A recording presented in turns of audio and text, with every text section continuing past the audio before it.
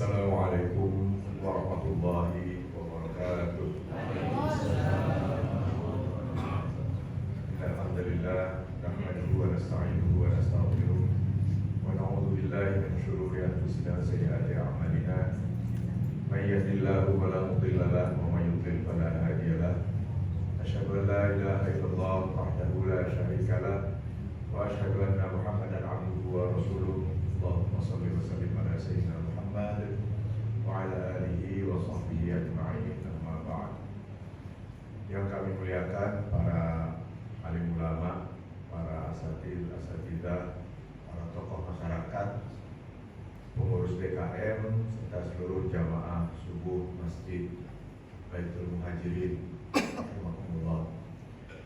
Saya bersyukur kepada Allah Subhanahu wa taala. Saya sekaligus juga berterima kasih kepada Bapak Ibu di sini serta pengurus DKM yang telah memberikan kesempatan kepada saya untuk kesekian kalinya menyampaikan bahan-bahan renungan dalam kajian subuh kita.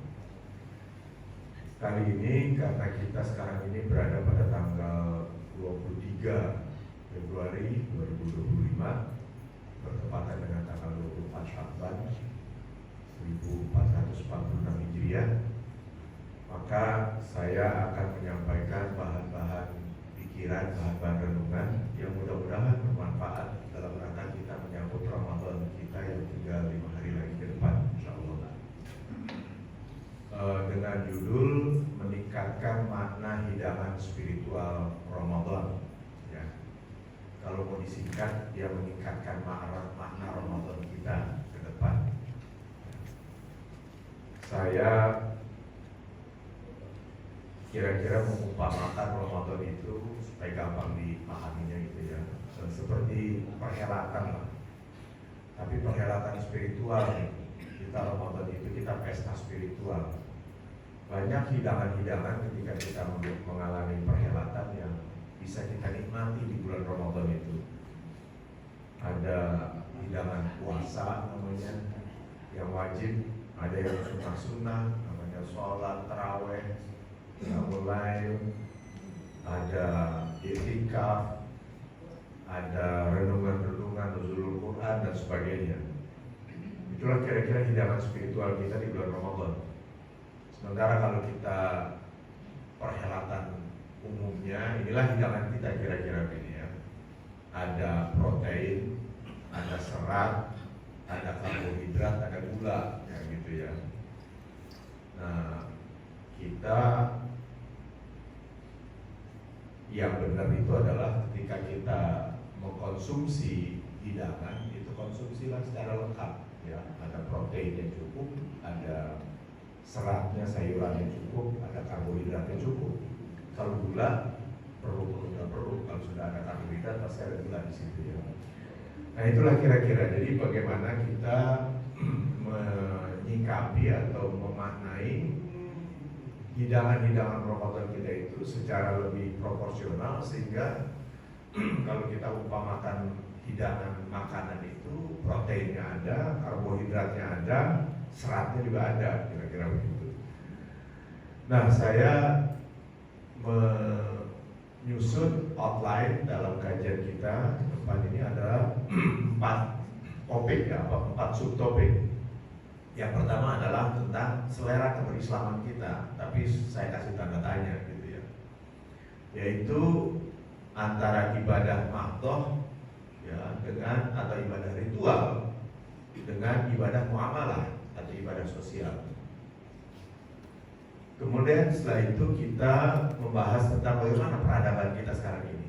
Kok dari selera keberislaman lompat ke peradaban ya? Karena nanti ada sambungan. Kenapa dari bicara tentang ibadah mahdoh dan ibadah muamalah kita bicara tentang peradaban? Nah yang ketiga setelah itu kita baru bicara tentang meningkatkan makna hidangan Ramadan kita, dan kita simpulkan. Baik, kalau kita masuk subbab pertama ya, bab pertama tentang selera keberislaman kita. Di dalam agama kita ini ada 2 jenis ibadah, ada 2 jenis amalan ya. dalam rangka kita mengabdikan diri kita kepada Allah. Yang pertama kita tahu namanya ibadah mahdhah. Mahdhah itu artinya pure, murni, ya. Atau kalau dalam bahasa Inggrisnya itu ritual. Ibadah yang sifatnya ritual. Ritual itu artinya ada tata caranya, ada rukun-rukunnya, kalau kita ada syarat-syaratnya, dan sifatnya vertikal kepada Tuhan. Jadi kita sifatnya vertikal. Itulah ibadah mahdhah, itulah ibadah ritual. Contoh yang paling jelas ibadah ritual kita itu adalah sholat. Ya, kata hadis as-sholatu mi'rajul mu'minin. Sholat itu adalah mi'rajnya, naik dan menghadapnya orang-orang mukmin kepada Tuhannya. Jadi betul-betul kita sedang vertikal kepada Allah pada waktu kita sholat. Dalam hadis Nabi dikatakan ketika seseorang sedang sholat, berarti dia sedang berbicara dengan Tuhannya. Jadi bukan hanya menghadap, tapi juga kita sedang berbicara dengan Allah. Jadi itu jelas ibadah ritual. Yang lainnya ibadah ritual apalagi? Ya banyak. Haji itu ibadah ritual. Kita mengunjungi rumah Allah, kita tawaf, kita sa'i dan sebagainya di sana. Dia berurusan dengan vertikal. Umroh sama juga, itu ibadah ritual. Kita zikir-zikir itu adalah ibadah ritual. Kita doa itu juga ibadah ritual atau ibadah mahdhah. Ya. Nah, tujuannya ibadah mahdhah itu seperti apa? Untuk apa? Itu untuk membangun orientasi dan kedekatan kita kepada Allah. Seperti Allah mengatakan, aqimus shalah li dzikri. Lakukan sholat. Sholat itu adalah ibadah mahdhah. Tujuannya apa? Supaya kita senantiasa ingat kepada Allah, supaya kita merasa bersama dengan Allah, supaya kita merasa diawasi terus oleh Allah. Kira-kira begitu. Nah, yang kedua, dalam agama kita ada ibadah muamalah namanya, atau ibadah sosial yang sifatnya horizontal. Ya, kalau tadi vertikal, ini horizontal. Maksudnya adalah kita beribadah juga kepada Allah dalam rangka mengabdi kepada Allah juga, tetapi efeknya cepat atau lambat langsung dirasakan atau manfaatnya dirasakan oleh lingkungan kita. Itu ibadah muamalah. Nah, ibadah muamalah inilah yang kira-kira sesuai atau intisarinya adalah apa yang dikatakan dalam hadis yang saya kutip di bawah ini, riwayat Tabrani dan Daruqutni, yang Nabi mengatakan khairun nas anfa'uhum linnas. Sebaik-baik manusia adalah yang paling bermanfaat buat lingkungannya, buat manusia yang lain. Dalam kesempatan lain, Daruqutni mengatakan khairun nas ahsanuhum khuluqan. Sebaik-baik manusia adalah yang perilakunya paling baik. Perilaku baik artinya dia tidak merugikan orang lain, tapi berusaha untuk bermanfaat buat orang lain, gitu ya. Jadi dari hadis yang Nabi mengatakan sebaik-baik kita adalah yang paling bermanfaat, itu sebetulnya konteksnya adalah ibadah sosial. Jadi ibadah sosial adalah ibadah kepada Allah, mengabdi kepada Allah, tapi memberikan manfaat semaksimal mungkin kepada lingkungan kita. Nah, itu sejalan dengan pesan Quran, wa ma arsalnaka illa rahmatan lil alamin. Tidaklah aku utus engkau Muhammad dengan ajaranmu, dengan umatmu, kecuali untuk menebar rahmat, menebar kasih sayang kepada alam semesta. Kira-kira begitu. Jadi itu konteks-konteks seperti itu adalah konteks ibadah muamalah, ibadah horizontal atau ibadah sosial. Nah, kemudian di sini saya menempatkan 4 foto. Ya, foto apa ini? Foto pusat-pusat rumah ibadah ritual 3 agama besar. Yang paling kiri atas itu adalah Masjidil Haram di Mekah. Yang kanan atas adalah Masjid Nabawi di Madinah. Yang kiri bawah itu adalah St. Petrus Basilica, atau sering kita sebut sebagai Gereja Vatikan. Yang kanan bawah itu tembok ratapan atau Wailing Wall.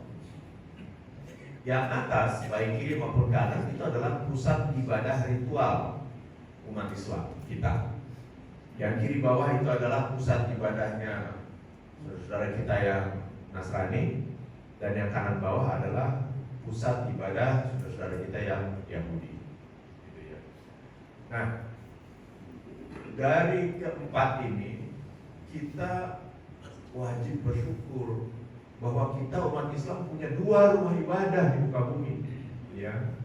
Dan dua-duanya sepi nggak kira-kira? Nggak pernah sepi, Pak. Mau jam 2 malam, jam 3 malam kita ke sana mau foto selfie sendirian, nggak kelihatan orang gitu ya, mau berlatar belakang Ka'bah nggak bisa. Mau jam 2 malam juga ribuan orang ada di situ, baik di Mekah maupun di Madinah. Apalagi musim haji, 2,5 juta orang lebih kumpul di tempat itu. Jadi sekali lagi kita bersyukur bahwa kita punya 2 tempat ibadah, pusat ibadah, dan dua-duanya nggak pernah sepi. Bukan nggak pernah sepi, memang nggak sepi-sepi. Mau sehari 7, seminggu 7 hari, sehari 24 jam nggak pernah kosong di situ. Nah sementara yang kiri bawah, itu ya, saya pernah ke sana pada waktu saya dinas ke Italia, saya mampir ke situ. Ya, kemudian dari pagi banget di guide juga ada tour guide-nya, sampai malam saya di situ. Saya masuk ke dalam kemana-mana, ke perpustakaan segala macam. Dan seharian saya di situ saya merasakan sepi-sepi saja. Ya ada suasana ibadahnya ada pada jam-jam tertentu, ada yang melakukan misa gitu ya, serombongan orang pakai pakaian seragam, jubah-jubah. Kita para pengunjung, para turis diminta untuk tenang dulu, jangan foto-foto dulu karena akan ada misa gitu ya. Tapi setelah itu selesai lagi. Saya nggak tahu sehari ada berapa kali itu misa, mungkin sekitar 5 kali barangkali gitu ya. Saya nggak tahu persis saya kayak gitu, karena saya jalan-jalan kemana-mana. Dan sama, yang di kanan bawah itu pusat ibadah ritualnya orang-orang Yahudi juga begini-begini aja situasinya, paling 100 orang gitu kan. Agak ramai pada bulan Desember itu karena ada libur panjang. Agak ramai lah, bisa sampai 500 gitu di tempat ini. Tapi di Makkah Madinah itu ribuan orang, kita setiap hari ada di situ dan tidak pernah sepi. Kita mesti bersyukur ya bahwa dalam konteks ibadah ritual kita ini sudah relatif lebih baik dari saudara-saudara kita yang lain dalam pengertian aktivitas peribadatan kita yang ritual kita udah bagus ya. Tetapi kalau kita bicara lebih lanjut, yang kurang kita ini, ya, ibadah ritual atau ibadah sosial, ibadah mahdoh atau ibadah muamalah, di bagian mana sih sebetulnya kita kurang ini? Ya, ibarat mengkonsumsi hidangan, kita biasanya mau konsumsinya hidangan yang mana yang kita konsumsi? Kalau kita pesta-pesta atau hajatan, jangan-jangan hidangan tertentu ya bagus, hidangan itu bagus, mau kita konsumsi nasi yang banyak juga bagus, tapi harus diimbangi dengan proteinnya, yang kira-kira begitu. Harus diimbangi dengan seratnya supaya seimbang. Jadi makanan nggak ada yang bagus, nggak ada yang jelek, semuanya bagus sebetulnya. Tapi harus dikonsumsi secara seimbang. Nah, ini bagian dalam. Ini kalau nggak salah ini saya sendiri foto pakai kamera saya nih, yang ke bawah itu. Itulah kira-kira suasananya di bagian dalam. St. Petrus Basilica ya, gereja Vatikan itu. Jadi yang datang itu dominan adalah turis-turis ya, dari Jepang, dari Asia, dari Korea, dari Cina, dan segala macam ya, pakai sepatu masuk ke dalam dan sebagainya, foto-foto di dalam. Nah, terus masih kita bicara tentang selera keberislaman kita ya, dengan subjudul umat Islam di tengah kualitas kompetensinya dan integritasnya yang tidak baik, yang kurang baik, yang buruk. Ya. Saya tulis di sini dunia, di konteks dunia, ya, pusat-pusat ibadah ritual Islam selalu penuh. Ya. Tadi jumlah rumah ibadah per kapita negara-negara Muslim pasti tertinggi di dunia. Dalam arti jumlah masjid per kapita itu pasti lebih tinggi daripada jumlah gereja per kapita dan jumlah sinagog per kapita, kira-kira begitu. Itu sudah banyak penelitian. Jadi yang namanya masjid selalu menang, ya, paling banyak. Artinya masjid itu adalah tempat ibadah ritual, ya. Bersyukur kita bahwa kita punya prestasi di bidang itu. Kemudian ketika kita bicara pada level Indonesia, kalau saya dunia Indonesia, ya, Indonesia ini adalah negeri dengan jumlah masjid terbanyak di muka bumi. Di Indonesia ini ada 750.000 masjid. Saya di pengurus DMI pusat ya. Jadi pengurus Dewan Masjid Pusat. Jadi kita punya datanya gitu. Itu yang tercatat, termonitor dengan baik. Artinya itu ada 750.000. Belum lagi kalau di kampung-kampung yang terpencil itu ada juga masjid gitu, atau musola yang merangkap sebagai masjid dan sebagainya, itu tidak terhitung. Katakanlah 750.000 lah yang tercapture dengan baik di dalam data. Itu tertinggi di dunia. Jadi negara dengan masjid tertinggi di dunia adalah Indonesia. Nah kemudian saya juga pernah baca nih, jumlah masjid per kapita Indonesia juga termasuk yang tertinggi. Kalau nggak salah 3 besar kalau nggak salah kita ini. Jadi artinya per kapitanya, ya, per jumlah penduduk.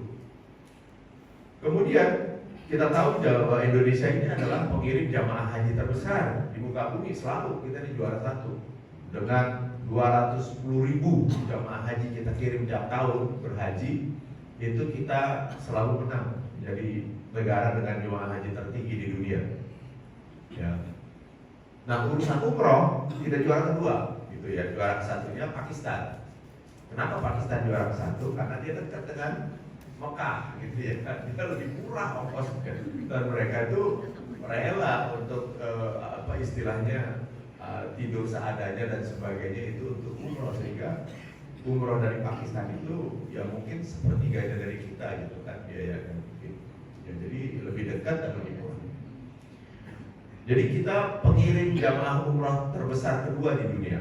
Tidak kurang dari 1 juta orang Indonesia setiap tahun untuk pergi umroh.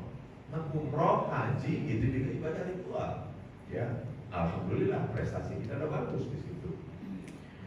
Kemudian Muslim paling religius, ini berdasarkan penelitian dari Pew Research, ya udah agak lama, tahun 2013. Saya punya screennya, punya PowerPoint tentang ini. Saya sering presentasikan tahun 2015 gitu ya. Tapi saya cari lagi nggak ketemu. Tapi kira-kira Pew Research ini menempatkan dalam penelitiannya tentang bangsa-bangsa yang paling religius, paling Islami kalau kita. Tapi ukurannya yang diukur itu adalah ibadah makhluk semua, yaitu paling rajin sholat, paling rajin ke masjid, paling rajin puasa Ramadan dan sebagainya, paling rajin sholat Jumat, gitu ya. Kita ini menang loh dibandingkan negara-negara Timur Tengah, negara-negara Afrika Utara. Orang Indonesia tuh lebih rajin sholat kira-kira begitu daripada orang-orang di Afrika Utara. Ya Afrika Utara itu Mesir, ya Maroko, Sudan, Syria dan sebagainya. Termasuk juga yang di Timur Tengah. Termasuk juga Arab Saudi, itu ada datanya. Nah, kemudian kita juara satu, ya. Kemudian negara ketujuh paling religius, ini lebih baru penelitiannya 2023 oleh Global Business Policy Institute, ya. Kemudian Husnul Khotimah, ini saya tulis Husnul Khotimah ×2 wafat saat sujud. Nah ini maksud saya ini intermezzo saja ya. Kita seringkali mengukur puncak keberislaman kita itu adalah ibadah makro. Dan ibadah makro yang paling jelas adalah sholat.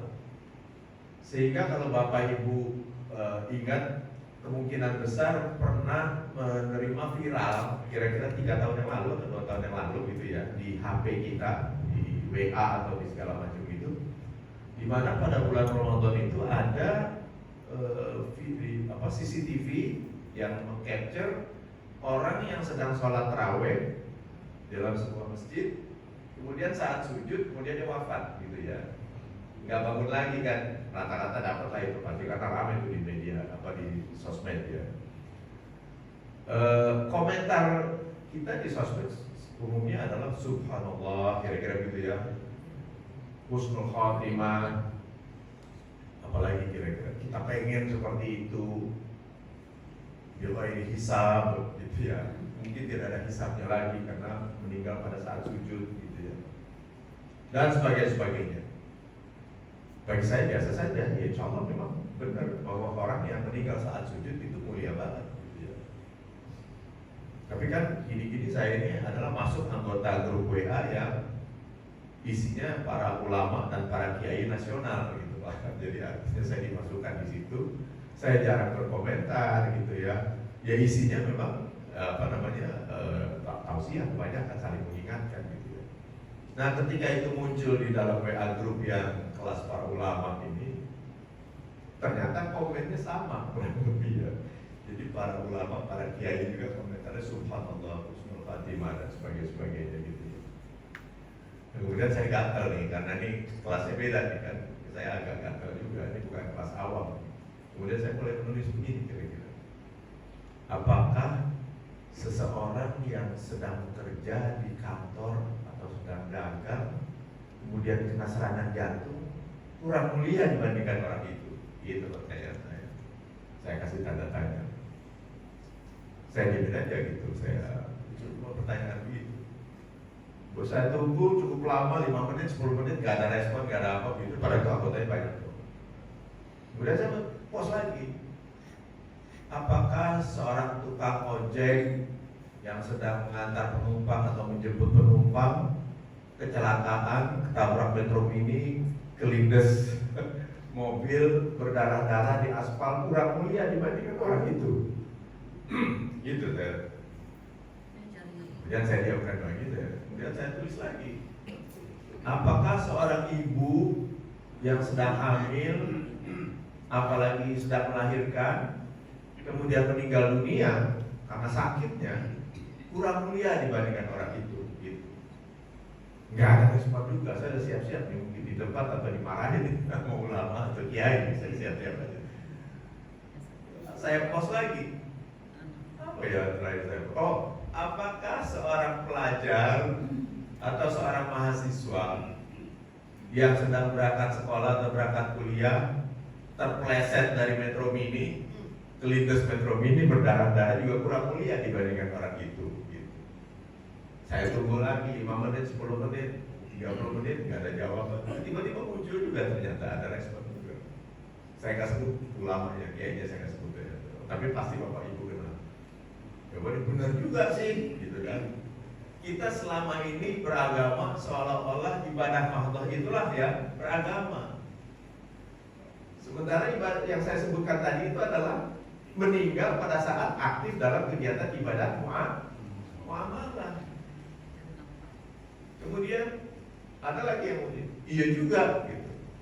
Apa yang dipertanyakan oleh Ustaz Yusuf itu saya bisa recehkan hadis-hadis dan ayat-ayat Quran yang kira-kira gitu. Yang kira-kira mengatakan bahwa orang yang meninggal pada saat yang seperti saya sebutkan tadi itu adalah jihad fisabilillah juga. Mereka tuh syahid juga gitu.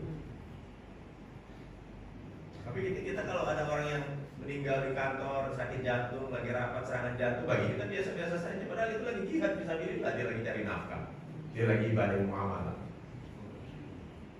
Kemudian ada lagi yang komentar begini, iya juga ya gitu. Ternyata di antara nabi-nabi yang kita kenal tidak ada satupun nabi yang meninggal pada saat sholat ya gitu. Tapi meninggal pada saat perang dan sebagainya itu banyak gitu ya. Dan kemudian ada lagi ya namanya kiai-kiai, bapak-bapak atau ini ya. Jadi diskusinya jadi rada-rada bercanda gitu ya. Tapi benar sih menurut saya. Dia mengatakan iya juga. Kalau kita mau mencontoh Nabi besar kita Muhammad SAW, itu mestinya meninggal di pangkuan istri yang paling muda, katanya begitu. Kan Nabi Muhammad itu meninggal di pangkuan Aisyah, gitu ya. Jadi artinya yang tadinya saya mengira akan dimarahin gitu ya, atau di debat, ternyata beliau sadar juga gitu ya. Itu artinya apa sih? Artinya, ini yang saya mengatakan judulnya kan selera keberislaman kita. Judulnya adalah bahwa kita berislam itu seringkali fokusnya, konotasinya itu ibadah mahdoh. Dan kita kurang perhatian pada ibadah muamalah, pada ibadah sosial. Padahal ya, yang ditunggu-tunggu atau puncak dari keberislaman kita itu setelah ibadah mahdoh kita juga ibadah ritual kita, ibadah sosial kita, ibadah muamalah. Nah ini saya kasih data di sebelah kanan itu. Dengan informasi kita yang seperti itu, yang paling bawah saya akan kutip lah. Panjang nih ceritanya nih. Ini pengalaman saya dengan Bang Imamuddin Abdurrahim. Kalau bapak-bapak kenal Bang Imam ITB ya, almarhum. Yang persepsi tentang orang soleh itu saya diskusi panjang lebar dengan Bang Iman tentang surah Al-Anbiya ayat 105 ini. Dia balapan kata Nabi Zaburi bukan Ridwi amal Allah yang diberikan bagi as-salihun. Tapi ini kapan-kapan saja kita bahas ya. Nah, dengan prestasi kita yang alhamdulillah sudah baik dalam perhatian kita terhadap ibadah-ibadah makhluk, tetapi kita punya prestasi yang tidak baik atau cacat dalam urusan sosial. Artinya ibadah sosial kita jelek. Nah, ini salah satunya ya. Ini saya kutip nih yang kanan kotak itu. Tapi akhlak kita, integritas kita pertanyakan. Misalnya adalah ya, CPI, Corruption Perception Index, yang hampir setiap tahun diteliti dan diumumkan oleh lembaga yang namanya Transparency International, itu selalu menempatkan Indonesia dan semua negeri-negeri Muslim ya pada ranking 70 ke atas, kira-kira gitu. Artinya ranking itu dari mulai negara paling bersih korupsinya, ya, dari yang paling bersih 1 sampai 30, kita tidak menemukan satupun negeri Muslim ada di 30 terbaik negara yang paling bersih korupsinya, kan? Negara-negara Muslim adanya di ranking 70, 80 ke atas, kira-kira. Dan Indonesia ranking berapa? Kita ranking 101. Jadi jauh, jadi kita termasuk negeri yang kotor banget korupsinya, jauh di bawah rata-rata internasional. Jadi bagaimana sebuah negara Muslim terbesar di muka bumi, pengirim jamaah haji terbesar di muka bumi, pengirim jamaah umroh kedua terbesar di muka bumi, tapi korupsinya juga juara, kira-kira begitu. Kemudian yang B-nya itu yang bawah, ini Asia Australia Corruption Report. Itu meneliti 17 negara di Asia dan beberapa negara di benua Australia. Ada 17 negara tentang korupsinya. Dan dalam konteks ini ternyata Indonesia juara kedua. Ya, kita cuma kalah dari India. India juara 1, Pak. Tapi skornya nggak beda-beda jauh, gitu. Beda-beda tipis kita sama India. Jangan-jangan kalau dia mulai melakukan reformasi pembersihan, kita yang akan juara 1 di Indonesia kalau kita begini-begini terus. Begitu kira-kira. Jadi sekarang ini masih juara kedua, terkorup di muka bumi ya, dari 17 negara. Jadi itu yang saya maksud, bagaimana kita berislam ini yang sebetulnya diajarkan oleh Allah itu adalah ada ibadah ritual, ada ibadah sosial, ada ibadah makhluk, ada ibadah muamalah. Ibadah makhluk kita alhamdulillah sudah bagus, jangan kita kurangi, kita pertahankan, kita tingkatkan juga kalau bisa, ya sudah bagus. Tapi bagian yang paling kita tidak konsumsi dalam hidangan beragama itu adalah ibadah sosial.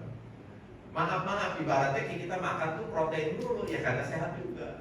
Kalau kita makan itu karbohidrat dulu, ya kencing sakit gula kita, kira-kira begitu. Makan yang gula dulu, ya makan yang seimbang. Nah itu yang saya maksud. Nah, termasuk nanti Ramadan. Saya lihat halaman berikutnya apa. Ini halaman berikutnya ayat yang kita hafal banget ini. Tahukah kamu orang-orang yang omong kosong beragamanya, dusta beragamanya? Kalau dalam bahasa anak-anak muda sekarang ini barangkali istilahnya bullshit gitu ya. Bullshit beragamanya kata Tuhan. Ini Allah yang ngomong nih, ngomong kosong. Siapa itu mereka? Yaitu mereka fadzalikal ladzi yad'ul yatim. Mereka-mereka yang tidak care atau kasar kepada anak-anak yatim.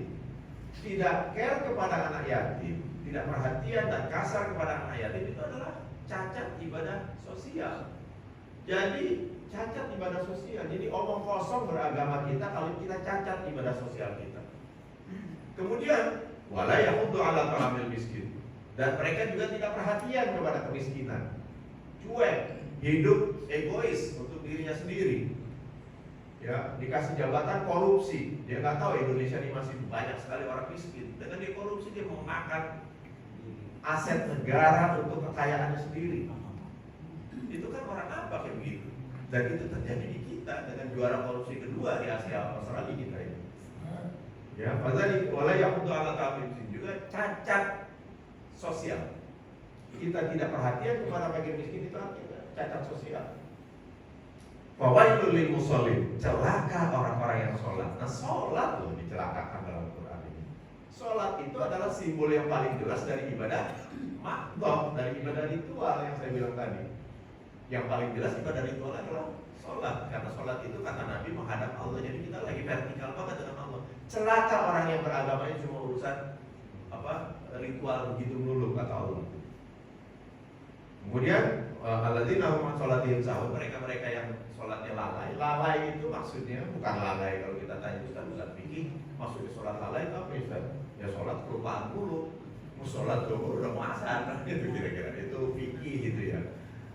Yang dimaksud sholat lalai itu ada sholat tapi nggak mencapai tujuannya, gitu, nggak tahu tujuannya, dia lupa pada tujuan sholat itu apa. Yang tadi sudah ulang-ulang, as-sholatu li dzikri, aqimi sholat li dzikri, lakukan sholat supaya engkau senantiasa ingat kepadaku. Dalam ayat lain Allah mengatakan, fa idza qudiyatis sholat fadhkurullaha qiyaman wa qu'udan wa 'ala junubikum. Dan kalau engkau sudah selesai sholat, jangan kau lupakan lagi Allah. Ingat terus Allah, baik pada saat kau berdiri, saat kau duduk, maupun saat kau berbaring. Jadi sholat itu adalah membangun rasa kebersamaan kita dengan Allah, rasa ingat terus. Ya itu. Jadi mulai sekarang coba kita ukur ukuran sholat kita berhasil atau enggak mencapai tujuan, karena itu Quran surat Toha itu ayatnya tadi. Ya, nanti ayatnya saya kutip. Jadi sholat itu tujuannya adalah untuk senantiasa kita mengingat Allah. Ya, dalam berbagai ayat, bukan cuma satu ayat. Aqimi sholat li dzikri. Jadi ukuran kita sholat berhasil apa enggak, kita ingat terus enggak sama Allah, kira-kira begitu. Gampang aja. Dan kalau sholat kita mencapai tujuan, itulah yang Allah mengatakan dalam ayat lain, as-sholatu tanha 'anil fahsya'i wal munkar. Sholat yang seperti itulah yang akan mencegah kita dari perbuatan keji dan munkar. Nah kalau sholat jalan terus, haji jalan terus, umroh mau setiap tahun pergi umroh tapi korupsi jalan terus, merugikan orang lain jalan terus, itu pasti sholatnya nggak mencapai tujuan. Itulah yang dimaksud orang-orang yang sahur, orang-orang yang lalai dalam sholatnya, cuma melaksanakan amal sholat tapi tidak berusaha untuk mencapai tujuan sholat tersebut. Wayak tahunal maun, dan berkorban sedikit saja nggak mau, kira-kira begitu dalam bahasa bebasnya. Orang yang nggak mau berkorban itu adalah orang-orang yang cacat sosialnya, ibadah sosial cacat, kira-kira begitu. Jadi hati-hati, ya jangan merasa cukup ketika kita beragama dengan selesai dengan ibadah ritual. Ya saya mengumpamakan ibadah ritual itu kalau kita nanam pohon, tumbuh, subur, berkembang, berdaun dengan lebat. Tapi yang kita tunggu-tunggu apa nih kalau kita nanam pohon mangga buahnya kan gitu. Nah buah dari beragama itu adalah ibadah muamalah, kira-kira gitu. Menebar kasih sayang kepada lingkungan kita, berbuat baik kepada lingkungan kita, jangan merugikan lingkungan kita. Kalau Nabi mengatakan sebaik-baik kalian adalah yang paling bermanfaat buat lingkungan, maka seburuk-buruk kalian adalah yang merugikan lingkungan atau yang membuat lingkungan. Itu ibadah muamalah. Jadi yang ditunggu oleh Allah dengan menanam kita seperti kita di pohon-pohon yang Allah, bukan hanya lebatnya doang gitu. Lebatnya dalam arti lebat kita pohon seperti pohon lebat, tapi lebat bikin sampah kan gitu. Buat apa kalau kita nanam pohon mangga, bikin kebun mangga, lebat banget di kebun kita, bikin kebun durian lebat, kebun durian tapi kan gak ada buahnya gitu kan. Tebang juga nih akhirnya di pohon kan, kira-kira begitu. Nah itu kira-kira itu baru bab pertama nih. Tolong nanti saya diingatkan ya. Siapa nih? Mas Taufik ya, ingat kalau waktunya habis ya. Kemudian tadi itu, jadi selera beragama kita selama ini harus kita sadari masih banyak fokus pada ritual. Dengan prestasi ritual kita syukuri, alhamdulillah. Tapi hati-hati, prestasi sosial kita jangan sampai seperti fakta-fakta yang saya sebutkan tadi. Nah, bagaimana dengan peradaban kita? Kok dari bicara tentang ibadah ritual dan ibadah sosial kita bicara peradaban? Nyambung Pak. Nyambungnya tuh begini. Kalau kita bicara peradaban, saya ini pengamat sudah mungkin 15 tahun, 20 tahun, teman-teman saya tahu lah. Pokoknya kalau urusan mengamati perkembangan peradaban umat manusia, mereka seringkali minta data dan nanya ke saya. Ya teman-teman lama gitu ya. Kenapa? Karena saya setiap tahun tuh saya ketika PBB menerbitkan Human Development Index itu saya langsung bikin resumenya, saya bikin kajiannya, saya analisa. Ketika mereka menerbitkan Education Index juga sama. Jadi berbagai indeks yang diteliti dan diterbitkan oleh berbagai lembaga yang independen dan berbeda. Ada yang oleh UNDP, PBB, United Nations Development Program, ada yang diteliti oleh INSEAD, itu lembaga yang berbeda. Ada yang diteliti oleh World Economic Forum, ada Transparansi Internasional dan berbagai lembaga-lembaga yang berbeda dan independen. Mereka masing-masing itu punya fokus meneliti bagian-bagian tertentu. Nah, misalnya yang paling digunakan untuk memproksi itu apa ya istilahnya? Memperkirakan atau menduga atau menyamakan gitu ya. antara peradaban bangsa-bangsa, ya, itu adalah yang namanya Human Development Index atau indeks perkembangan manusia. Ya, dalam bahasa Indonesia. Bahkan kita di Indonesia kalau bapak-bapak di pejabat pemerintah itu kan ada kewajiban untuk mengukur Human Development Index di areanya masing-masing, di kelurahannya, di kecamatannya dan sebagainya, untuk diukur versi kita, versi Indonesia untuk nanti dibandingkan dengan versi PBB, kira-kira begitu. Jadi lurah, camat, wali kota dan sebagainya, gubernur itu juga mengukur HDI atau IPM, Indeks Pembangunan Manusia di lingkungannya masing-masing, di wilayahnya masing-masing. Nah, dalam berbagai indeks, saya nggak tahu ya apa saya cantumkan di sini apa enggak ya. Dalam berbagai indeks, baik Human Development Index, Education Index, Innovation Index, indeks inovasi, kemampuan inovasinya bangsa-bangsa di dunia. Kemudian indeks kompetisi, Global Competitiveness Index namanya, indeks daya saing global dari bangsa-bangsa di dunia.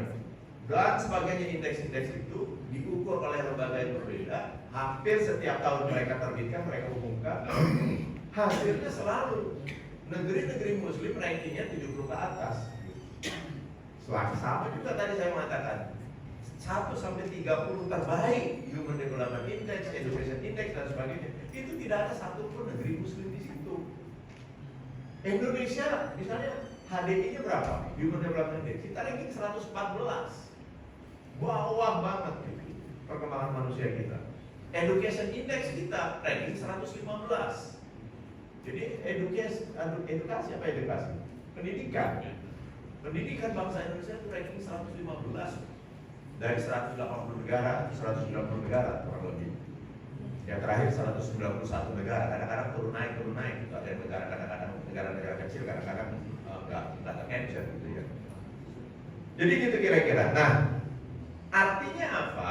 Artinya kita harus sadari bahwa peradaban, kualitas peradaban kita bangsa Indonesia dan bangsa-bangsa Muslim di dunia, bukan cuma kita, itu sedang merosot atau sedang terpuruk. Bahkan kata seorang ulama India, namanya Abu Hasan Ali An-Nadwi, dia mengatakan kira-kira we are not declining period. Kita ini sekarang ini bukan lagi masa penurunan peradaban, but we are in the bankruptcy era. Tapi sekarang ini kita sudah era kebangkrutan peradaban. Itu pengakuan seorang ulama besar dari India yang banyak menulis buku, namanya Abu Hasan Ali An-Nadwi. Kalau bapak-bapak rajin baca buku-buku Islam pasti mengenal nama ini, karena bukunya diterjemahkan ke dalam bahasa Indonesia banyak. Ya. Nah, bagaimana peradaban kita? Itulah peradaban kita. Apa kaitannya kemerosotan peradaban kita dengan dua ibadah tadi dan kurangi perhatian kita pada ibadah ritual? Nyambung, Pak. Ya, kenapa kita di peradaban kita jelek? Karena kita gak jujur, karena kita korup. Tidak ada negeri yang peradabannya sukses kalau bangsanya korup. Gak ada, Pak. Dalam perjalanan sejarah, dari mulai Romawi, Persia sampai kepada Amerika sukses sekarang ini, sampai semua buku-buku yang saya baca dan saya bisa presentasikan, saya tampilkan di sini, semua menceritakan bahwa bangsa-bangsa sukses itu bangsa-bangsa yang integritasnya atau akhlaknya pasti baik. Kalau dulu ada film, ada buku tebal banget namanya The Rise and the Fall of Roman Empire, bangkit dan hancurnya Imperium Romawi. Saya baca bukunya, saya nonton filmnya. Kesimpulan yang sederhana, kenapa Romawi dulu bisa sukses luar biasa? Itu disebabkan karena moralnya, akhlaknya, integritasnya, baik para pemimpin istana maupun rakyatnya, masyarakat Romawi pada waktu itu luar biasa bagus. Dan kenapa Romawi kemudian mengalami the fall of Roman Empire, kehancuran Imperium Romawi? Karena kaisar-kaisar yang mulai rusak. Para pemimpin di istana dan rakyatnya, tentaranya juga mulai brengsek. Yang di istana mulai senang nonton gladiator, mengadu manusia dengan banteng, dengan singa, tepuk tangan gitu kan. Mulai terjadi perselingkuhan di istana. Tentara-tentaranya mulai nggak mau berangkat perang kalau nggak dijanjikan jarahan harta rampasan gitu kan, apa jatah-jatah harta rampasan dan sebagainya. Mulai terjadi korupsi di istana, mulai terjadi perpecahan dan sebagainya. Ketika moral mereka runtuh, maka Romawi hancur dengan sendirinya.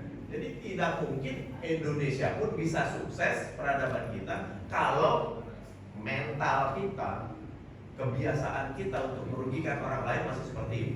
Kita anggap remeh, sholat jalan terus, tapi merugikan orang lain jalan terus. Gak bisa, Pak. Gitu. Jadi saya mau bicara berbagai buku lah, saya bisa presentasikan tentang itu. Nah, bagaimana peradaban kita? Kenyataannya kita seperti ini. Jadi kenapa? Karena kita masih biasa berbuat merugikan orang lain, kita anggap remeh. Kalau di luar negeri atau di negara-negara yang sukses peradabannya, itu biasanya tidak begitu. Ya, penghormatan mereka kepada hak orang lain itu tinggi sekali. Nah, satu ya, saya tampilkan pada halaman berikutnya. Ini kita di bab 2 kan, bagaimana peradaban kita. Saya kasih gambar seperti ini sering tampil di dalam presentasi saya di gambar ini. Nanti bikinan saya sendiri, ya saya tampilkan di mana-mana, termasuk bicara di MUI segala macam, saya tampilkan ini. Ya sampai sekarang tidak ada protes tuh, ya bahkan baru kan juga gitu. Ya itu gini kira-kira. Ini peradaban 3 agama besar, Pak. Yang paling atas itu adalah yang dibawa oleh Nabi Musa, yaitu agama Yahudi. Ya ini agama Samawi semua ya. Itu kapan Nabi Musa itu mengajarkan Yahudi, agama Yahudi?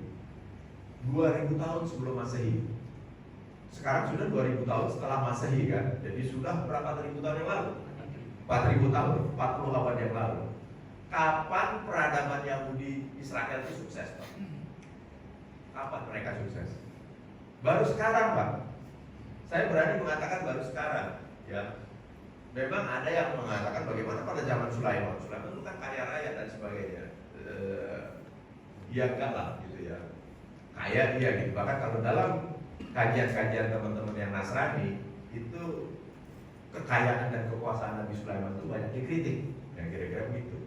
Tapi kita akui karena memang ada dalam sejarah-sejarah Islam pun bicara tentang Sulaiman yang kaya raya gitu ya. Tapi dalam konteks suksesnya peradaban bangsa Israel pada waktu itu ya enggak. Nah sebaliknya bangsa Israel, Yahudi Israel itu adalah bangsa yang paling banyak mengalami perbudakan. Kita aja Indonesia baru sekali mengalami penjajahan. Kalau Israel itu berkali-kali Pak perbudakan. Dari mulai diperbudak di Mesir oleh Firaun dan rakyat Mesir, kemudian diperbudak lagi oleh Babilonia, oleh Nebukadnezar, kemudian diperbudak lagi oleh Titus dan sebagainya. Dan kemudian juga menjadi bangsa yang paling banyak mengalami diaspora. Diaspora ya harus keluar dari kampung halamannya. Diaspora itu bisa diaspora terpaksa, bisa diaspora yang sukarela. 5 menit lagi ya. Nanti harus bersambung kali ini ya. Tapi udah masuk Ramadan ya. Jadi artinya gitu deh. Jadi saya skip saja. Artinya saya ingin mengatakan di sini bahwa Bani Israel dengan Yahudinya itu butuh 40 abad baru sukses peradaban ini baru sekarang. Kita terheran-heran kok sebuah negara kecil Israel Yahudi itu dikerubutin sama puluhan negara Timur Tengah dan negara Afrika Utara, kok mereka eksis masih menang terus gitu kan. Baru sekarang karena kekuatan lobbynya, kekuatan ekonominya, kekuatan keuangannya itu baru sekarang sukses. Tapi sebelumnya 40 abad mereka mengalami tiarap kira-kira gitu. Kemudian adik berikutnya, agama kedua itu adalah yang dibawa oleh Nabi Isa, agama Nasrani. Tahun 33 Nabi Isa mengalami penyaliban menurut agama mereka. Sejak saat itu juga sama, Nasrani walaupun bisa menyebar ke Eropa, ke Romawi dan sebagainya, tapi baru sukses abad 15, yang namanya Renaissance itu. Dan orang-orang Barat pun yang sudah Nasrani pun mengatakan we were still in the dark age until the 15th century, kata mereka. Kita ini kami masih dalam abad ke-8 sampai abad 15. Jadi Eropa yang Nasrani walaupun sudah mengalami kenasranian sejak abad ke-3 ke-4 kira-kira begitu, sudah mengalami konversi ke agama Nasrani, tapi baru sukses abad 15, abad 16 kira-kira gitu. Butuh 15 abad itu ajaran Nasrani itu bisa membuat bangsanya sukses. Sementara Islam itu ketika diturunkan di tengah bangsa Arab, dibawa oleh Nabi Muhammad langsung, itu langsung membuat bangsa Arab yang tadinya jahiliyah, kerjanya perang suku, musuh-musuhan, budak memperbudak dan sebagainya, langsung bangsa Arab menjadi pemimpin dunia, peradaban dunia selama 700 tahun pula. Jadi ibarat 3 bersaudara nih, dari yang paling tua, yang tengah, sama kita yang Islam yang paling muda. Yang paling muda lahir belakangan tapi sukses duluan, kira-kira begitu. Jadi Islam ini, saya ingin mengatakan Islam ini terbukti, Bapak Ibu, sudah terbukti Quran kita itu sukses membuat bangsa yang jahiliyah menjadi bangsa yang memimpin peradaban. kok kita sekarang ini peradaban kita terpuruk-puruk gitu. Ini kan yang jadi PR terberat bagi saya. Dan bagi saya sebagai juru dakwah, bagi saya itu dakwah terpenting sekarang ini adalah membangun kesadaran kok peradaban kita begini. Gitu. Sementara Islam dulu turun membuat bangsa Arab yang tadinya jahiliyah langsung sukses, nggak pakai jeda lagi gitu lah. Makanya itu gambarnya didakwahi oleh Nabi tahun 611 di bawah itu kan, yang hijau itu, tapi langsung melejit. Kalau yang belakang, yang di atas tuh pakai datar dulu, tiarap dulu, abad-abad itu baru melejit. Begitu. Nah, ini ya DPR kita. Terus waduh, ini waktunya tinggal 5 menit. Nah, ini data yang saya mengatakan ya. Data tentang indeks-indeks yang saya mengatakan berbagai ukuran indeks 1 sampai 9 itu, yang menggambarkan bahwa Indonesia dan dunia Islam dalam ukuran kualitas SDM, baik yang di atas tentang integritasnya, integritas itu akhlak, kejujuran, moral, ya, maupun tentang intelektualnya, intelijensinya, kompetensinya, itu kita tercecer di belakang, gitu ya. Itu yang membuat peradaban kita jadi rendah. Kenapa? Karena perhatian kita pada ibadah sosial yang rendah. Nah, ini kapan-kapan saja saya presentasikan, tapi saya mau bicara di sini nih. Ini bagaimana sikap kita kalau kita sudah menyadari ini? Ya, apakah kita membiarkan peradaban dunia dipimpin oleh non-Muslim? Karena orang Islam suksesnya nanti di akhirat. Gak apa-apa lah, biar di dunia dipegang orang lain, kita nanti aja di akhirat kita masuk surga. Apa begitu ajaran Islam? Gak ada Pak. Bapak cari ajaran Islam yang kira-kira mengatakan gak apa-apa kamu di dunia ini kececeran gitu. Yang sukses orang-orang kafir gak apa-apa. Gak ada Pak ajaran Islam itu. Atau kita menunggu kehadiran Imam Mahdi.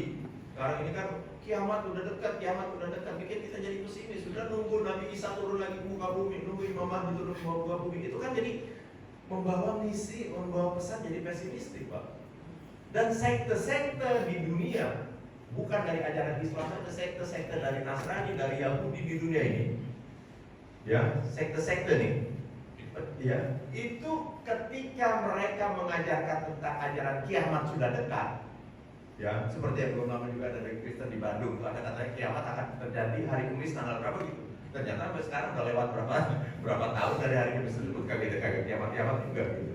Itu adalah sekte yang mengajarkan pesimisme Pak.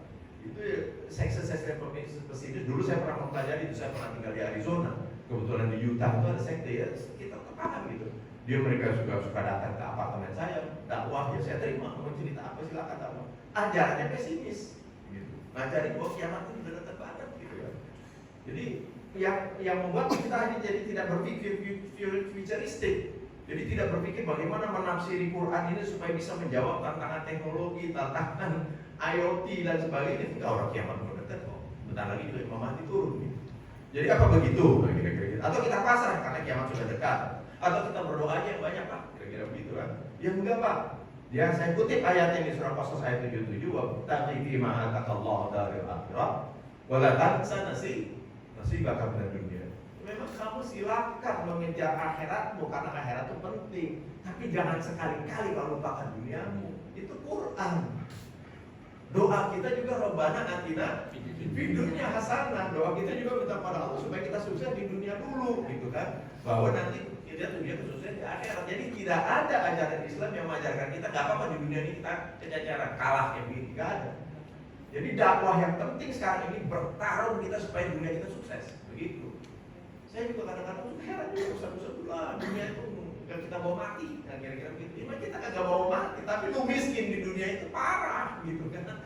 Lu kaya di dunia bisa nolong orang, bisa nyekolahin orang, bisa mendidik orang dan sebagainya. Kenapa jadi ngajarin yang pesimis begitu? Bisa zakat yang banyak ya, dan sebagainya. Itulah kira-kira. Jadi, nah Ramadan kita ini Pak, saya sayang banget nih kalau saya nggak selesaikan karena kita udah memasuki Ramadan. Boleh saya batas dikit ya Pak ya? Dikit ya. Nah, dengan demikian, karena Ramadan ini adalah kita akan melimpah hidangan-hidangan pesta Ramadan kita. Jangan yuk kita hanya nikmati ritualnya doang, ya.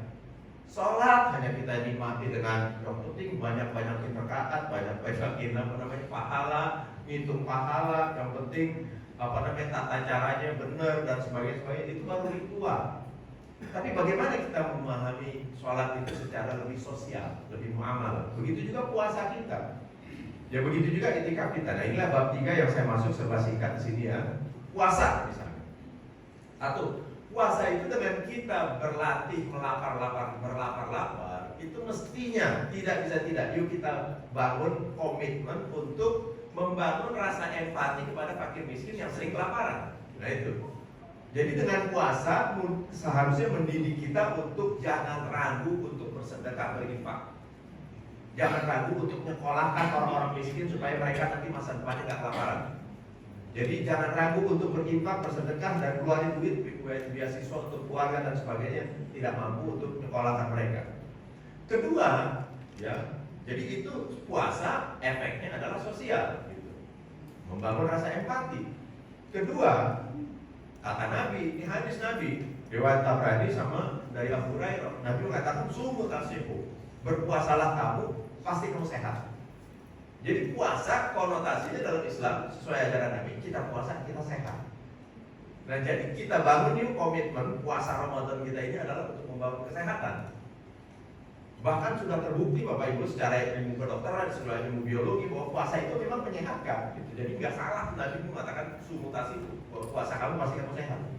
Itu terbukti. Bahkan sekarang ada intermittent fasting ya Pak ya, Bapak-bapak yang senior ibu itu tahu intermittent fasting, yaitu puasa 14 jam lebih. Ya, ada yang namanya autophagy fasting, ada ketoisme fasting, keto puasa keto, puasa apa namanya lemak. Saya pelajari itu Pak semuanya dan saya laksanakan. Jadi silahkan saja misalnya karena puasa itu menyehatkan, Bapak mau imbangi atau mau kombinasikan puasa Ramadan dengan puasa intermittent gitu misalnya atau puasa autophagy bahkan lebih bagus lagi 18 jam puasa itu silakan. Itu karena memang puasa itu bagus. Berdasarkan peneliti penemu autophagy fasting, puasa autophagy itu dapat hadiah Nobel tahun 2016 dari Jepang. Jadi artinya itu ilmiah gitu ya. Ya jadi saya tuh sederhananya kalau mau autophagy fasting atau intermittent fasting, jadi itu kan puasa 16 jam kira-kira Pak ya. Ya kita puasa dengan dari sahur sampai maghrib saja sudah 14 jam tuh Pak. Tinggal nambahin 2 jam lagi. Jadi pada saat maghrib kita buka puasa karena puasa intermittent itu boleh mengkonsumsi apa saja, boleh minum maksudnya, boleh minum apa saja yang penting tidak ada kalorinya. Jadi boleh minum air putih, boleh minum teh pahit, boleh minum kopi pahit, itu boleh. Jadi pada waktu buka saya minum aja teh pahit atau air putih hangat gitu segelas, nanti buka lagi bisa habis tarawih buka besarnya gitu. Itu sudah intermittent fasting. Kalau mau kita autophagy fasting, puasa autophagy itu puasa 18 jam, tinggal nambahin lagi dari 14 ke 16 dari 16 ke 18 2 jam lagi. Berarti buka puasa jam 10 kira-kira gitu. Tapi boleh minum, ya tapi tanpa kalori. Tapi bagi yang punya penyakit punya penyakit gula dan sebagainya, alangkah lebih baik itu konsultasi dulu ke dokter lah kira-kira gitu. Atau kalau dirasakan coba puasa itu ada gangguan kesehatan ya jangan diteruskan gitu ya. Tapi bagi saya bulan puasa kemarin aja itu cuma 4 hari saya batal melakukan intermittent fasting. Jadi saya buka puasa selalu jam 8 jam 9 buka dalam arti kalorinya gitu. Gitu ya. Jadi itu silakan saja kamu tambahkan. Jadi apa sih dengan bangun komitmen bahwa kita puasa ini ingin sehat? Ini itu udah pahala banget gitu Pak. Karena kalau kita sehat, efek itu banyak sekali efek sosialnya. Kita sehat berarti kita bisa beribadah lebih baik, betul nggak? Ya, kita sehat berarti kita lebih produktif, betul? Kita yang masih kerja jadi nggak bolos-bolos dulu, nggak sakit-sakitan. Kalau kita sehat nomor 3, itu kita menjaga titipan Tuhan, betul nggak? Sehat ini titipan Allah bukan kepada kita. Kalau Allah menitipkan kesehatan kepada kita dan kita jaga, kita pelihara, Allah senang nggak kira-kira? Senang lah kita ditipin sesuatu, dijaga, dipelihara, gitu. Kita pelihara titipan Allah. Sehat juga mencapai tujuan syariah. Karena tujuan syariah itu salah satu dari Imam Syatibi mempropos 5 tujuan syariah. Kuliatul Khams namanya. Salah satunya adalah menjaga kesehatan, menjaga nyawa. Itu tujuan syariah. Jadi dengan kita jaga kesehatan, kita jaga nyawa kita perpanjang umur kita, berarti kita mencapai tujuan syariah. Kira-kira itu pahala bukan itu. Jadi ibadah Ramadan kita yang tadinya ritual saja sekarang nambah dengan pahala sosial karena komitmen kita, karena niat kita seperti itu. Kemudian dengan kita sehat, kita hemat biaya kedokteran nggak? Biaya kesehatan. Hemat, kita nggak perlu beli obat, kita nggak perlu ke rumah sakit, kita nggak perlu ke dokter.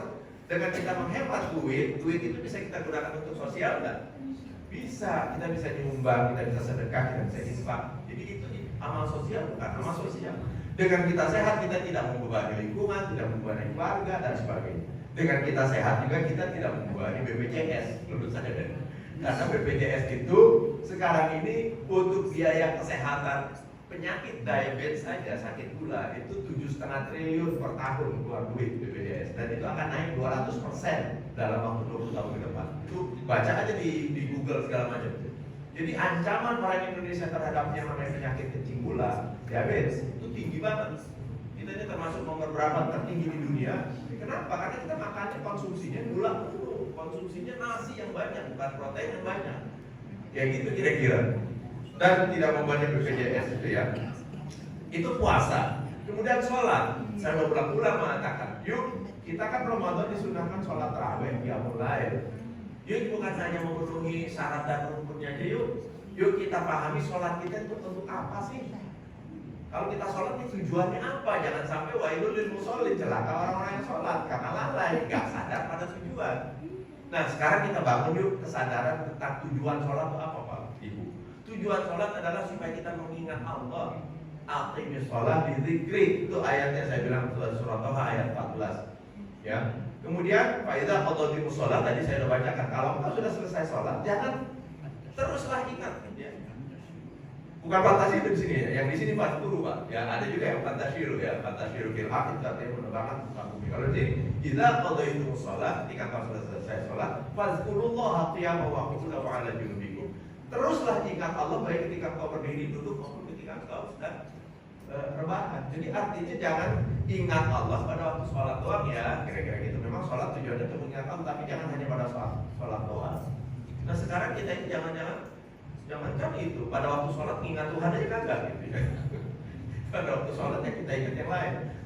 Tapi idealnya pada waktu sholat kita mengingat Allah, dan selesai kita sholat, kapanpun kita bawa itu ya pesan sholat kita bawa yaitu terus mengingat Allah, sehingga sholat itu mencegah kita dari perbuatan keji dan munkar. Artinya kita tidak merugikan sosial kita tidak akan melakukan zalim kepada sosial kita, bahkan sebaliknya. Nah ini saya juga sampaikan bahwa sholat itu dalam perspektif lain ini ya, sholat itu kan kata hadis tentang kata-kata ini yang apa namanya mi'rajul mukminin kan, mi'rajnya kita kepada Allah, hadapnya kita kepada Allah. Dan didefinisikan dalam ilmu fikih sholat itu adalah satu ibadah yang dimulai dengan takbiratul ihram diakhiri dengan salam. Jadi kita menghadap Allah, kita berbicara dengan Allah dengan puji-pujian kepada Allah, kita takbir, kita berdoa kepada Allah dan sebagainya. Tapi kemudian kita tutup dengan salam. Artinya apa? Itu kan seperti kayak kita menghadap bos. Allah ini seperti bos kita yang paling bos gitu ya, atasan kita. Ini kita sedang menghadap sholat kita. Tapi kita akhiri dengan salam. Itu sepertinya kita membayangkan begini, ya Allah, udah ya sesuai dengan kewajibanku atau sunnah yang kau berikan kepadaku untuk menghadap kepadamu sudah kulakukan. Dan sekarang aku selesai, aku akan kembali lagi kepada masyarakatku untuk menebar salam kepada mereka. Apa itu salam? Salam itu kesejahteraan, kedamaian. Karena itu disunahkan kita salam sambil menengok ke kanan dan salam sambil menengok ke kiri. Ya artinya ya Allah, aku pamit ya menghadap pada udah selesai, dan sekarang aku kembali ke masyarakatku dengan berkomitmen untuk menebarkan assalam kepada yang di lingkungan kananku dan di lingkungan kiri. Jadi sholat itu pesannya juga sebetulnya ibadah sosial juga. Kalau sholat kita benar, mestinya kita tidak akan merugikan lingkungan kita, dan sebaliknya kita akan membawa manfaat yang sebesar-besarnya, menebar kasih sayang, menebar rahmat kepada lingkungan kita. Kan begitu pesan. Nah nanti coba kita bangun tarawih kita, komitmen tarawih kita supaya terbangun kesadaran ini, yaitu sholat tarawih kita itu mendatangkan menghadirkan Allah dalam hidup kita, supaya kita ingat Allah terus, dan efeknya kemudian kita menjadi orang yang rahmah kepada lingkungan. Kira-kira begitu. Kalau orang yang rahmah kepada lingkungan nggak mungkin korupsi lah. Kira-kira begitu. Korupsi kan merugikan lingkungan. Jadi ukuran tarawih kita tahun depan ini, tahun ini itu lebih sukses atau tidak, ukurannya adalah terbangun nggak kesadaran akan kehadiran Tuhan dalam hidup kita, mengingat Tuhan. Terbangun nggak kesadaran untuk lebih rahmat hidup kita kepada lingkungan kita. Itulah ukurannya kira-kira. Inilah yang saya ingin tambahkan ibadah Ramadan kita, sajian-sajian Ramadan kita. Jangan kita konsumsi protein karbohidratnya saja atau ibadah Ramadannya saja, tapi yuk kita konsumsi yang sifat-sifatnya adalah sosial. Itu kemudian terakhir itikaf, nuzulul Quran. Itu sama. Ya, dalam bulan Ramadan ini Allah mengatakan Syahrul Ramadan alladzi unzila fihil Quran. Dalam bulan Ramadan itulah Quran dulu diturunkan. Kira-kira begitu. Jadi bulan Ramadan ini punya histori juga adalah diturunkannya Quran pada bulan Ramadan. Oleh karena itu sunnah itikaf yang sangat dianjurkan, terutama 10 hari terakhir bulan Ramadan, seringkali dianjurkan oleh para ustaz untuk disilah dengan banyak-banyak baca Quran. Karena bulan Ramadan itu adalah bulannya Al-Quran. Menurut saya baik saja gitu ya, bulan Ramadan kita banyak-banyak tadarus. Saya pun rasanya nih anak saya itu kan saya bawa anak nih. Ini jadi saksi nih, kita tadarus satu bulan Ramadan pada waktu masih pandemi sampai berapa kali khatam kan kita ya. Ya, kecuali bulan Ramadan yang kemarin saya nggak khatam terus terang aja gitu ya. Tapi udah lewat balik laptop. Jadi akhirnya saya juga tadarus Quran juga, saya baca Quran juga. Tapi kalau kita hanya baca Quran, kita tadarus, kita tidak ngerti artinya, itu namanya ibadah ritual. Dia menjadi ibadah sosial kalau kita memahami isi Quran dan kemudian kita praktekkan untuk lingkungan kita. Baru baca Quran, baru kaji Quran, jadi ibadah sosial.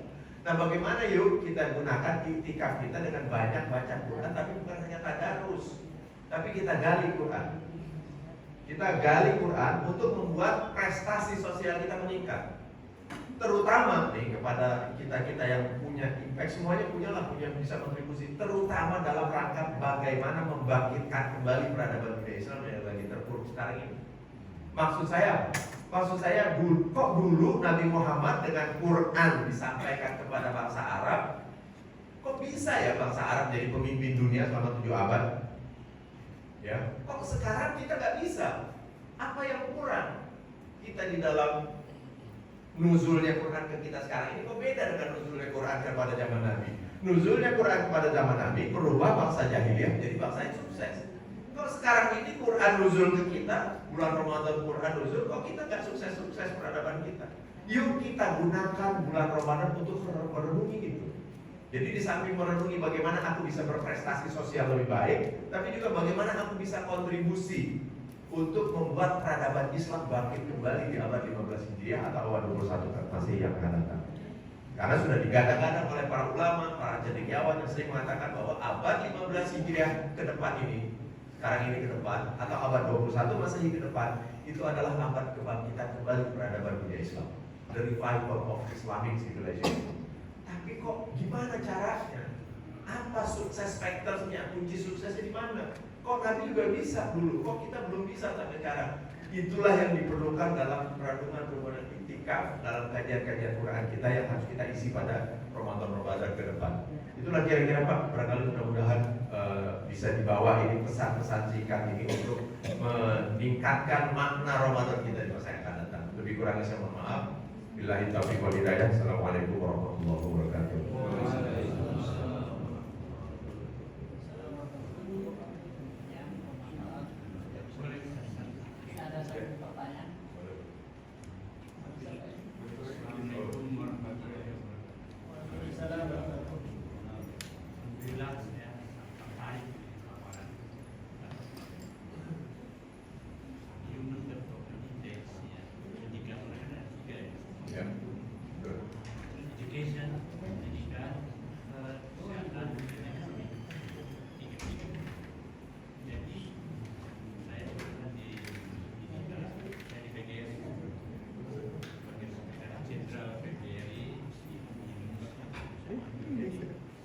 Education kita ini sudah anggarannya memang baru tahun 2009 ada 20%. Dulunya adalah hanya 6%. Karena negara yang miskin saja sudah 14%. Baru setelah MK memutuskan sidang education itu 20% dari APBD. Mereka PGRI demo di MK. Nah ini jadi ada kemauan pemerintah yang kurang pada pendidikan dan sengaja Indonesia tidak terlalu pintar lah supaya bisa dibodoh-bodohin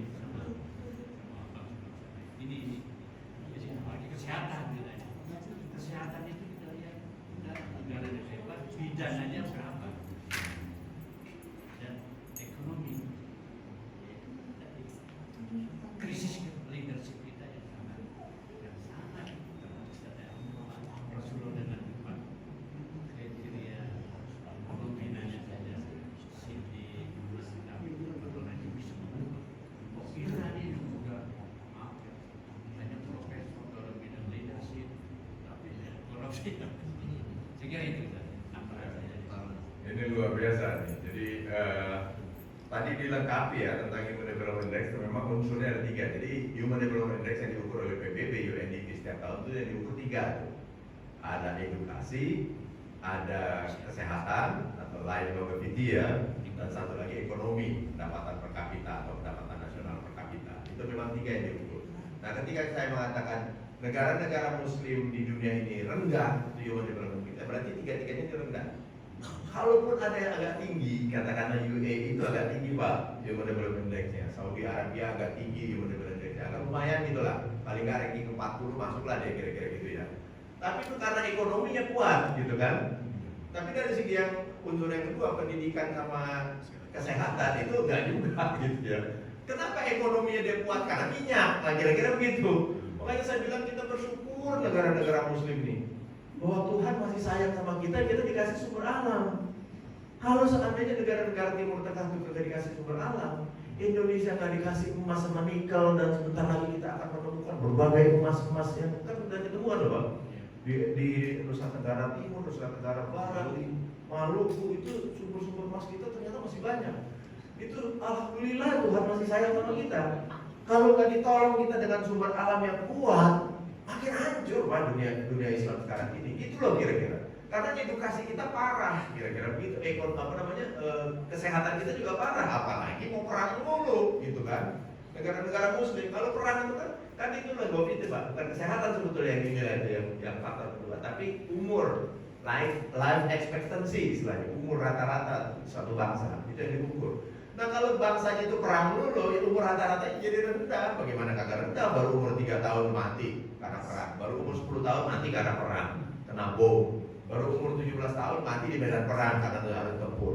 Jadi negara-negara Muslim yang karena banyak perang, akhirnya Human Development Index-nya rendah disebabkan karena longevity-nya rendah. Maksudnya umur rata-ratanya itu rendah gitu. Usia harapan hidup ya, jadi rendah. Jadi benar tuh Pak U ya, Pak Munir. Ya, terima kasih banyak ditambahin. Nah, jadi benar juga faktor pemimpin itu sangat berpengaruh Pak. Yang namanya di reformasi, perubahan masyarakat itu faktor pemimpin itu penting banget gitu ya.